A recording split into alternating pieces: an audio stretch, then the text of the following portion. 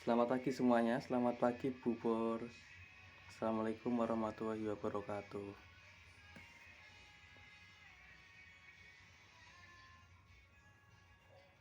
Tes tes.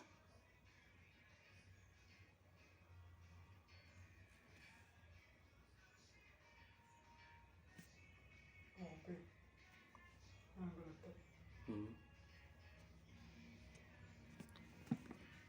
Assalamualaikum warahmatullahi wabarakatuh. Waalaikumsalam warahmatullahi wabarakatuh. Waalaikumsalam warahmatullahi wabarakatuh. Bu Pur, ini langsung saya mulai aja ya Bu.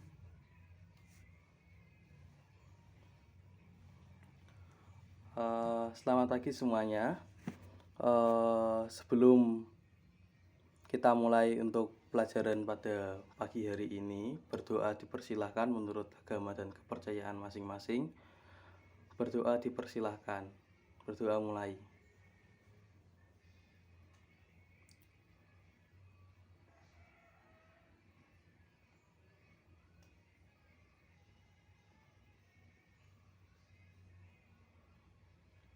Berdoa selesai, langsung saja Bapak share screen untuk materi pada pagi hari ini ya.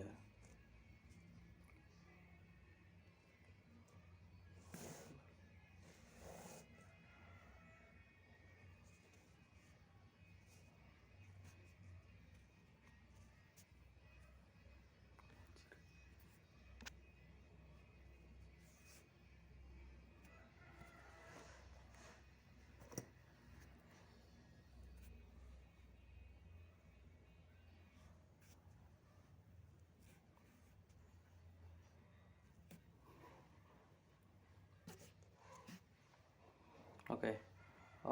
Materi pada hari ini yaitu mengenai kedaulatan negara Republik Indonesia. Untuk artinya itu 3.2, yaitu memahami ketentuan tentang bentuk dan kedaulatan negara sesuai dengan UUD Negara Republik Indonesia tahun 1945. Oke. Sebelumnya perkenalkan dulu ya, nama saya Muhammad Abdul Rozak. Panggil aja Pak Rozak gitu aja. Mahasiswa PLP UNES.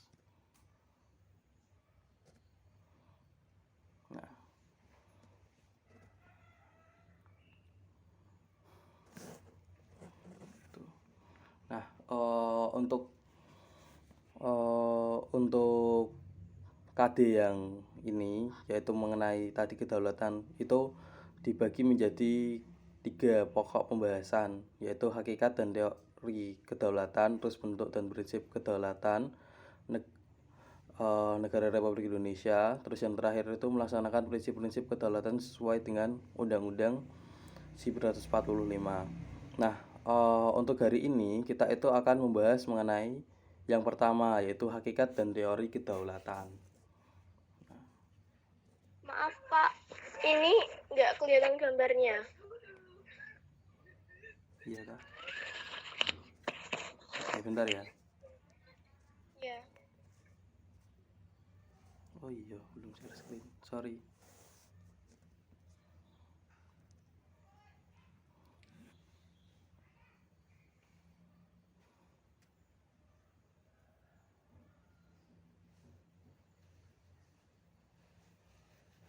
Sekarang sudah? Sudah Pak. Oke, terima kasih. Tak jelasin lagi ya. Pokoknya untuk hari ini itu kita bahas yang pertama, yaitu hakikat dan teori kedaulatan.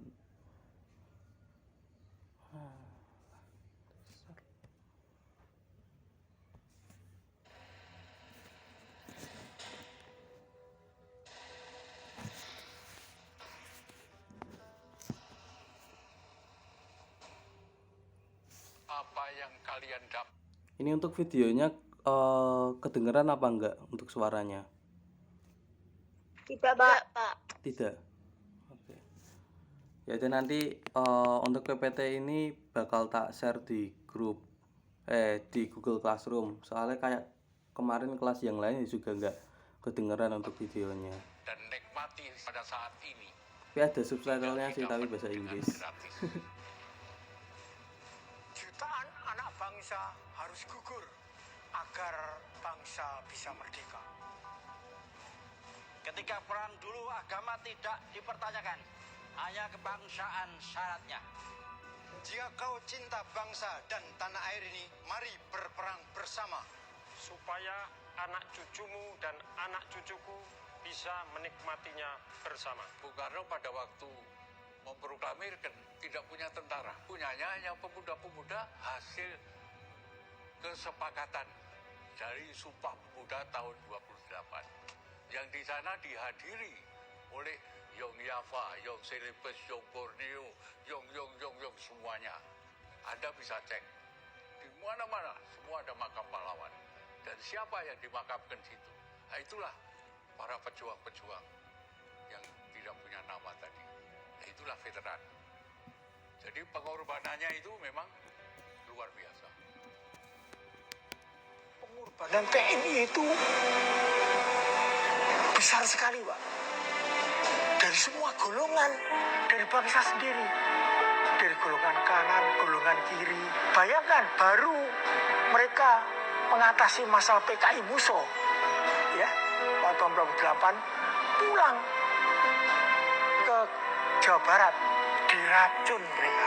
Jadi TNI itu tidak mengenal absen di dalam perjuangan menegakkan NKRI ini.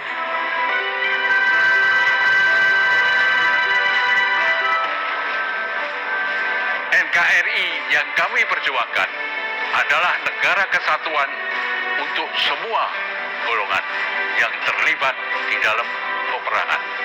Tidak ada mayoritas minoritas, pribumi, non pribumi, tidak ada. Apapun latar belakangmu, angkat senjatamu. Kelak anak cucumu harus melakukan hal yang sama. Membela dan membangun bangsa adalah hak dan kewajiban kita bersama. Jangan kau sesatkan. Jika kau menghargai perjuangan kami, jangan jadi penyakit, tidak tahu berterima kasih. Jaga persatuan bangsa. Jaga persatuan bangsa. Jaga persatuan bangsa. Jaga persatuan bangsa. Jaga persatuan bangsa. NKRI harga mati.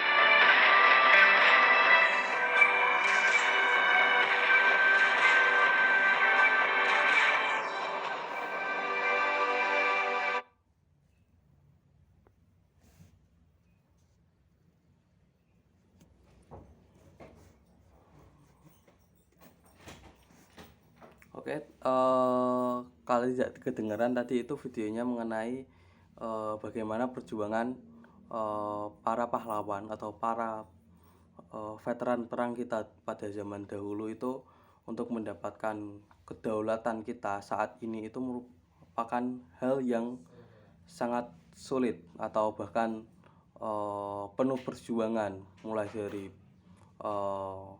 menumpahkan darah, harta, dan semuanya itu demi untuk mendapatkan kedaulatan kita saat ini.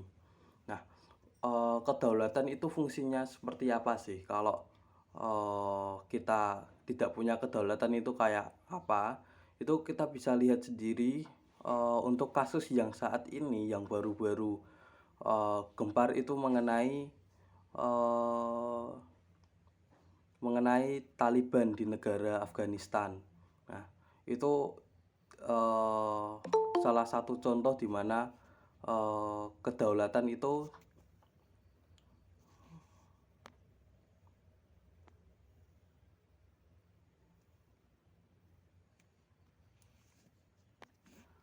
salah satu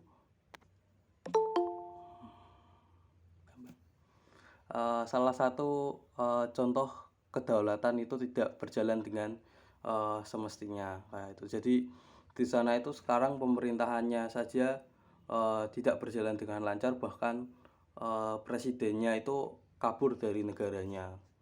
Itu karena kedaulatan yang mereka miliki itu lemah, bahkan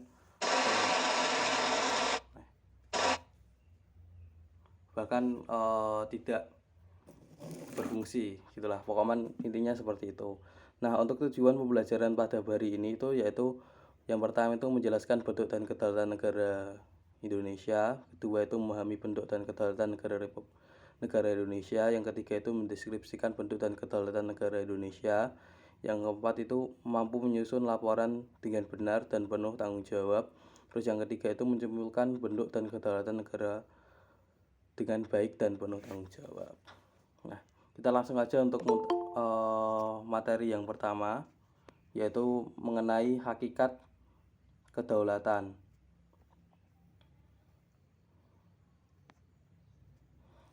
Hakikat dan teori kedaulatan.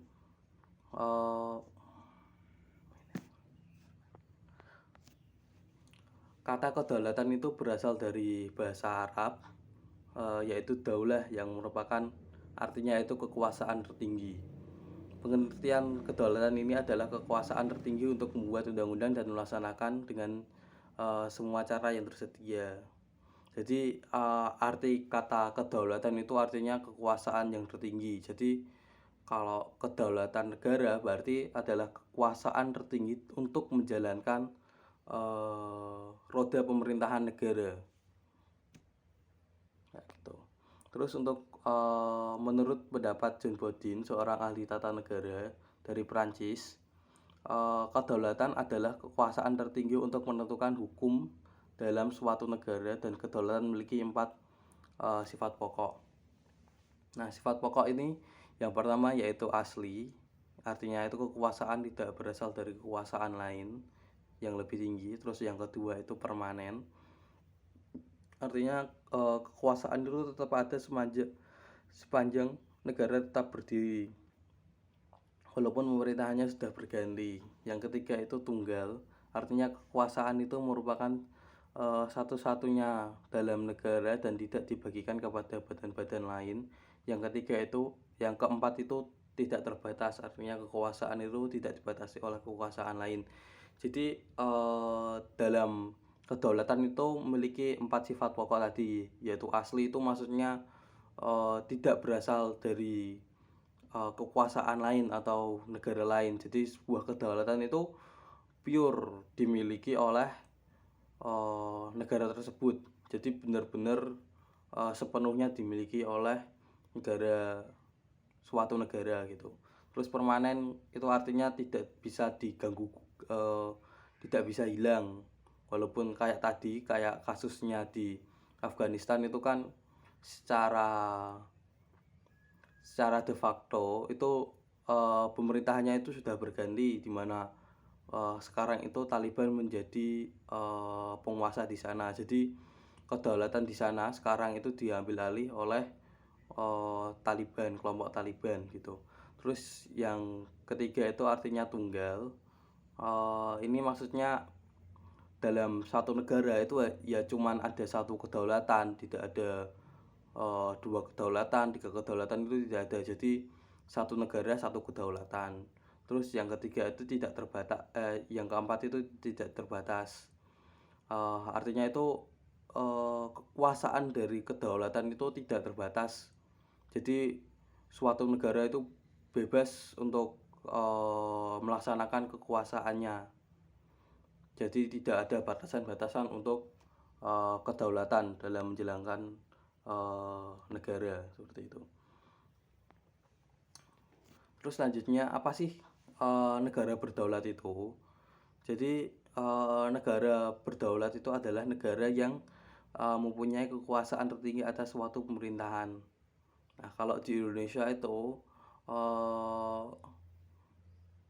salah satu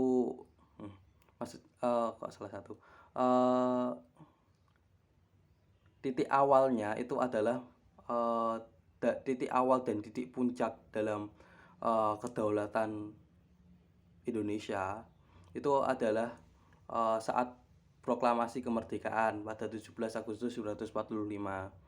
Nah, pada saat itu bangsa Indonesia adalah bangsa yang merdeka dan berdaulat, bangsa yang bebas untuk menentukan nasib bangsanya sendiri, untuk mengatur pemerintahan sendiri tanpa campur tangan negara lain. Adanya pemerintah yang berdaulat merupakan salah satu unsur konstitutif dari sebuah negara merdeka secara de facto, di samping harus memiliki rakyat dan wilayah. Jadi gini, pada 17 Agustus itu negara Indonesia itu secara de facto itu sudah merupakan negara yang berdaulat. Karena inti dari sebuah negara yang berdaulat itu memiliki tiga pokok, yaitu tiga pokok berdirinya negara secara de facto. Kan untuk seperti yang kalian ketahui sebelumnya itu kan unsur-unsur berdirinya negara itu kan ada de facto dan de jure. Nah, de facto itu kan ada tiga unsur pokok, yaitu pertama itu rakyat, terus yang kedua itu wilayah, terus yang ketiga itu pemerintah yang berdaulat. Nah, secara de facto. Kalau secara de jure kan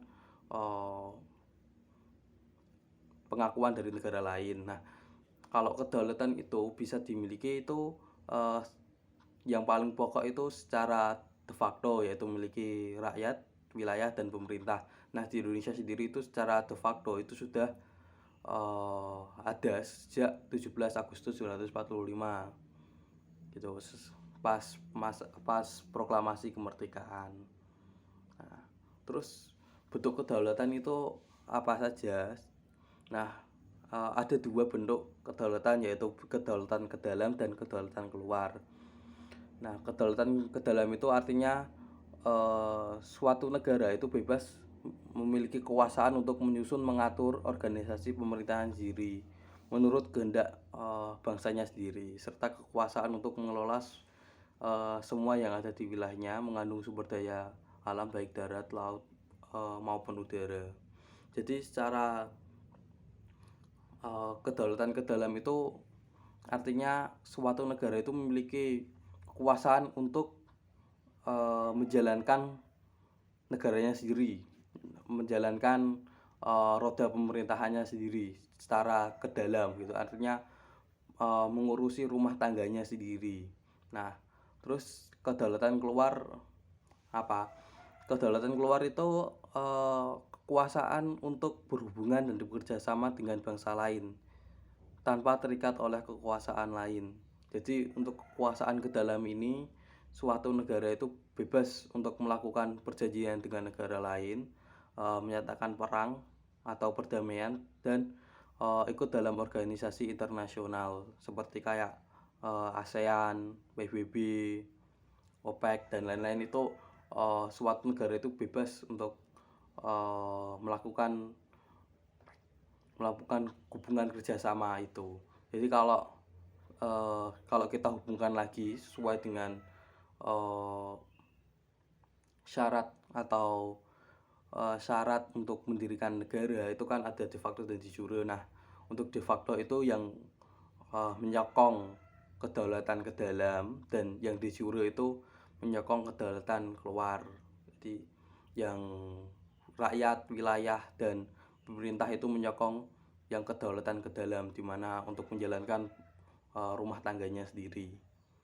Terus yang de jure itu kan pengakuan negara lain, karena diakui maka bebas untuk melakukan kerjasama dengan negara lain. Nah, selanjutnya ada beberapa teori kedaulatan. Nah, yang pertama itu adalah kedaulatan Tuhan. Kedaulatan Tuhan ini merupakan teori kedaulatan yang pertama dan yang tertua. Nah, teori ini itu mengatakan bahwa negara dan pemerintah dapat mendapat kekuasaan tertinggi dari negara sebagai asal segala sesuatu atau causa prima.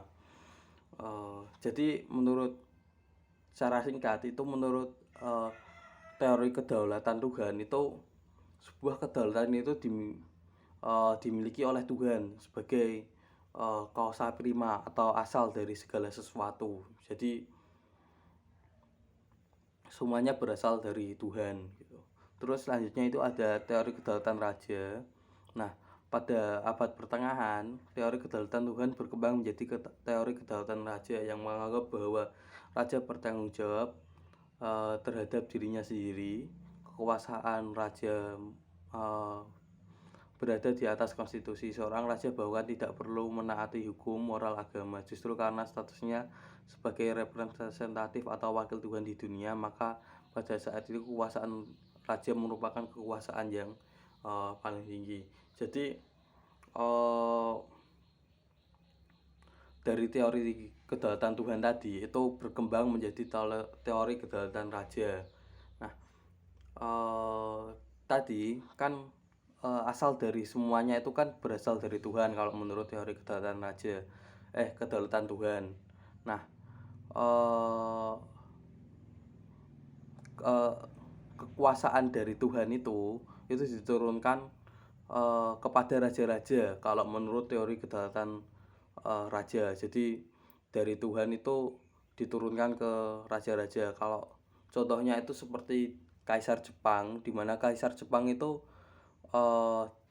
dia menganggap dirinya itu sebagai anak dari Tuhan. Jadi dia itu memiliki kekuasaan dari Tuhan. Contohnya seperti itu. Jadi dari Tuhan diturunkan ke raja. Nah, raja ini yang mendapatkan kedaulatannya gitu, mendapatkan kekuasaannya.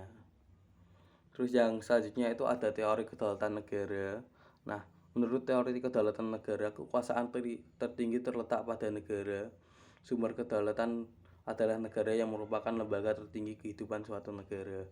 Kedaulatan timbul bersama dengan berdirinya suatu negara. Hukum dan konstitusi lahir menurut kehendak negara dan diabadikan kepada kepentingan negara. Para penganut teori ini melaksanakan perintah tirani. Hal ini tersebut melalui sikap kepala negara yang bertindak secara diktator.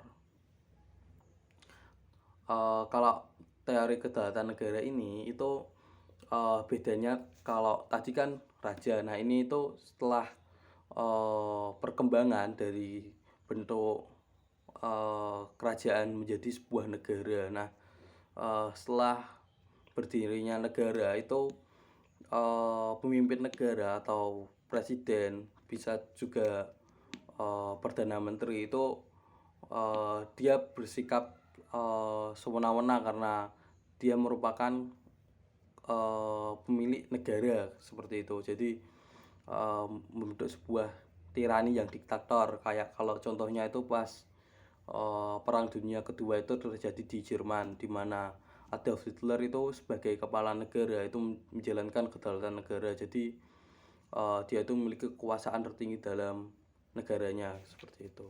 Terus yang ketiga adalah teori kedaulatan hukum, yaitu berdasarkan teori kedaulatan hukum, kekuasaan pemerintah itu berasal dari hukum yang berlaku. Hukumlah yang membimbing kekuasaan pemerintah.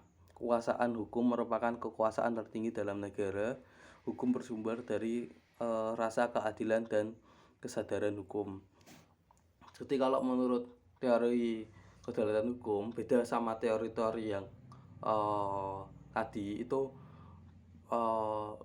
kekuasaan itu berasal dari hukum, di mana pemerintah sebelumnya itu membuat hukum. Nah, dari hukum yang dibuat ini, pemerintah itu menjalankan kekuasaannya. Jadi kekuasaannya itu dibatasi atau berdasarkan hukum-hukum yang sudah dibuat seperti itu.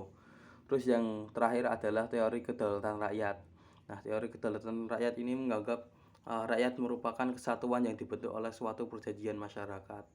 Kemudian sebagai pemegang kekuasaan tertinggi, rakyat memberikan sebagian kekuasaannya kepada penguasa yang dipilih oleh rakyat, dan penguasa tersebut harus melindungi hak-hak rakyat. Nah, tokoh yang menyatakan teori ini adalah Montesquieu dan J.J. Rousseau. Jadi kalau menurut teori kedaulatan rakyat itu, rakyat merupakan pemilik kekuasaan tertinggi atau kedaulatan. Nah, kalau rakyat banyak sekali kan tidak bisa. Nah, maka kalau sekarang itu bentuknya menjadi demokrasi yang modern. Nah, dari rakyat itu memilih wakil-wakilnya atau memilih pemimpinnya melalui, kalau di Indonesia itu melalui pemilihan umum. Nah, dari pemilihan umum ini nanti akan dipilih wakil rakyat dan pemimpin rakyat atau presiden. Nah, presiden ini menjalankan hak-hak yang dimiliki oleh rakyat. Nah, tapi kalau presidennya itu melanggar hak-hak rakyat atau tidak sesuai dengan keinginan rakyat, maka rakyat dapat mengambil hak-hak yang dimilikinya tadi. Nah, kalau dalam sejarah itu contohnya yang paling gampang itu pas kalau di Indonesia itu pas masa reformasi atau 1998 lengsernya Soeharto itu kan pada saat itu Soeharto dipilih oleh rakyat, terus ternyata Soeharto itu tidak memenuhi hak-hak rakyat dan tidak sesuai dengan keinginan rakyat. Jadi terjadilah demo besar-besaran menuntut kembalinya hak rakyat gitu. Sehingga hak rakyat itu kembalikan lagi ke rakyat sendiri. Terus selanjutnya Montesquieu seorang ahli dari Prancis. Tadi kan menurut teori kedaulatan rakyat ada salah satu tokohnya yaitu Montesquieu. Montesquieu ini berpendapat bahwa kekuasaan dalam suatu negara tidak terpusat pada seseorang, itu kekuasaan harus dibagi. Kalau menurutnya itu dipisah menjadi 3 kekuasaan atau spheres of power. Nah, pemegang kekuasaan yang satu dan tidak memegang dan tidak ikut campur dengan terhadap kekuasaan lainnya. Nah, kalau menurut Montesquieu ini agar suatu negara itu tidak diktator atau tidak tirani, itu kekuasaan itu tidak boleh dimiliki oleh satu orang kayak teori kedaulatan negara. Kalau teori kedaulatan negara itu kan dimiliki oleh satu orang, jadi terjadi diktator dan tirani. Nah, oleh karena itu dibagi menjadi 3 kekuasaan. Nah, 3 kekuasaan itu apa saja? Yaitu pertama itu kekuasaan legislatif, kedua eksekutif, ketiga yudikatif. Nah, ketiga kekuasaan ini itu tidak boleh ikut campur dengan kekuasaan lainnya. Jadi contohnya itu kekuasaan legislatif itu kan membuat undang-undang. Nah, itu kekuasaan eksekutif yang menjalankan undang-undang itu tidak boleh ikut campur terhadap kekuasaan legislatif. Begitu pula kekuasaan yudikatif, yaitu menegakkan peraturan perundang-undangan, itu ya tidak boleh ikut campur dalam eksekutif dalam menjalankan undang-undang gitu. Pokoknya antara kekuasaan itu tidak boleh ikut campur dan tidak boleh saling mengganggu gitu. Pokoknya sudah ada kekuasaannya masing-masing dan hanya boleh menjalankan kekuasaan tersebut, seperti itu. Terus kalau di Indonesia, landasan yuridis untuk kedaulatan negara itu apa saja? Yang pertama itu adalah pembukaan UUD 1945 alinea keempat. Terus yang kedua itu pasal 1 ayat 2, yang ketiga itu pasal 1 ayat 3, yang keempat itu pasal 27 ayat 1. Nah, silakan adik-adik ini untuk pasal-pasalnya silahkan dicari sendirilah di Google, itu banyak sekali, gampang tinggal bilang oke Google aja langsung keluar semuanya. Nah, yang terakhir untuk tugas, iya. Cukup gampang ini sebenarnya. Jadi tolong jangan kopas di internet ya, karena ini pendapat kalian sendiri. Cukup buat satu paragraf. Satu paragraf itu mengenai renungan dan pendapat kalian semua itu mengenai pentingnya menjaga kedaulatan negara kesatuan Republik Indonesia. Tugas ini dikumpulkan jam 4 sore, bukan pukul 16.000. Itu typo, sorry. Seperti itu. Nah, sebelum saya akhiri untuk pelajaran hari ini itu tak bahas lagi ya mengenai tadi pokok-pokoknya itu apa aja. Yang pertama, hakikat kedaulatan. Hakikat kedaulatan itu, kata kedaulatan itu berasal dari bahasa Arab, yaitu daulah, yang artinya itu kekuasaan tertinggi. Terus kalau kedaulatan negara berarti kekuasaan tertinggi dalam menjalankan negara, mulai dari membuat hukum dan lain-lain itu merupakan kekuasaan tertinggi yang berasal dari kedaulatan. Terus kedaulatan itu dibagi menjadi ada beberapa bentuk kedaulatan, yaitu dibagi menjadi 5, yaitu yang pertama kedaulatan Tuhan, yang kedua itu kedaulatan raja, yang ketiga itu kedaulatan negara, yang keempat itu kedaulatan hukum, yang kelima itu kedaulatan rakyat. Nah, dalam kedaulatan rakyat itu menurut Montesquieu itu agar pemerintahan tidak diktator, itu kedaulatan dibagi menjadi 3. Itu yang pertama itu menjadi 3 kekuasaan, yang itu yang pertama adalah kekuasaan legislatif, yang kedua itu eksekutif, yang ketiga itu yudikatif. Nah, terus untuk di Indonesia itu landasan hukum dalam Indonesia menjalankan kedaulatannya itu dibagi ada 4 landasannya, yaitu yang pertama adalah pembukaan UUD alinea keempat, terus pasal 1 ayat 2, terus pasal 1 ayat 3, pasal 20 ayat 1 Undang-Undang 1145. Nah, seperti itu aja dari semuanya. Ada yang mau ditanyakan atau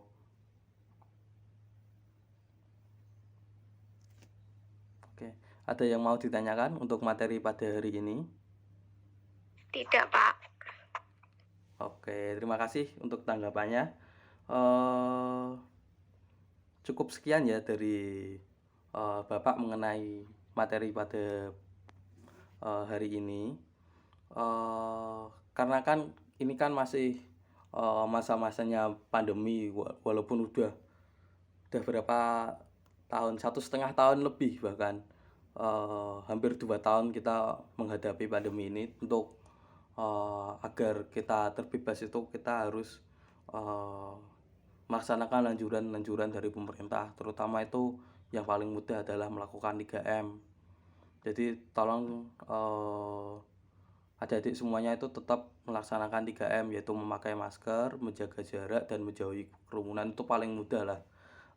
Jadi tolong kalau keluar rumah itu ya memakai masker, gitu paling gampang itu. Itu saja dari saya. Dari Bu Pur, ada yang mau ditambahkan?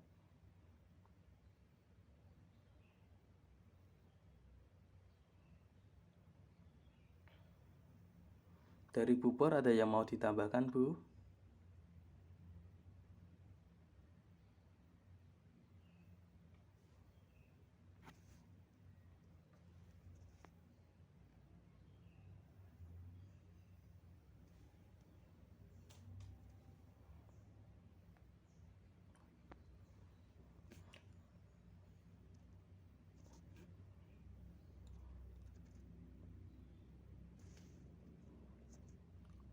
Oh iya, mengenai tugas-tugas itu tolong segera dikerjakan dan dikumpulkan ya. Untuk tugas-tugasnya mulai dari tugasnya Bu Pur, terus tugasnya dari saya kemarin, terus tugasnya hari ini. Tolong biasakan itu untuk kalian itu menyicil, jangan ditumpuk nanti pas akhir semester atau pas mau PTS. Itu kalian kerepotan sendiri mengerjakannya, nanti sambat. Padahal kan sebenarnya kalau kalian itu mengerjakan satu tugas 1 hari itu kan ya cukup mudah. Jadi sebaiknya itu jangan kalian tunda-tunda lah dalam mengerjakannya itu. Nanti kalian yang sambat sendiri. Itu saja. Sekali lagi dari Bu Pur ada yang mau ditambahkan?